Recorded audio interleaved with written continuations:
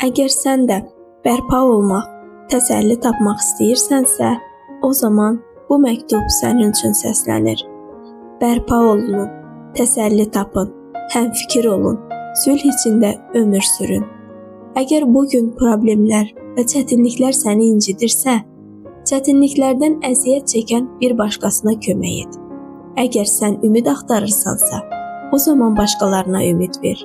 Əgər sənin təsəlliyə ehtiyacın varsa, o zaman başqasına təsəlli ver. Əzizim, nə istəyirsənsə, onun yerini boşalt ki, o yerdə olsun. Çünki dolu qaba bir şey qoymaq mümkün deyil.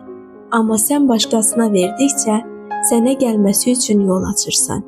Rəhm edənə rəhm edilir, mərhəmət edən mərhəmət tapır, sevən daha çox sevilir. Səndən xahiş edirəm, gördüyün və eşitdiyin heç bir şey səni ruhdan salmasın.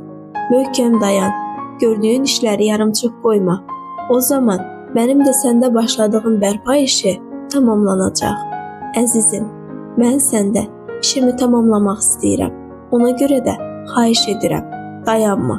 Heç bir şey səni məndən və məndə olan məhəbbətdən ayırmasın. Mənim gəlişimə çox az qalıb. Çox az müddətdə sadiq qal. Bugün diqqətini mənə yönəlt. Ətrafa baxma, diqqətli ol. Səsimi dinlə. Daima yuxarıya can at. Mən səni öz yanıma gətirmək istəyirəm. Gəl birlikdə dua edək. Ya Rəbb, çətinliklər içində olan ruhumu sənin kəlamınla dirilt.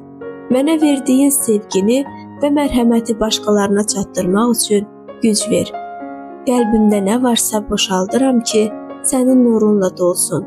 Ruhumun diqqəti sənin səsində olsun. Gözümü sənə tərəf yönəlt. Sənin başladığın işi məndə tamamla. Məni öz məhəbbətində möhkəmləndir. Qoy heç nə məni səndən ayırmasın. Amin.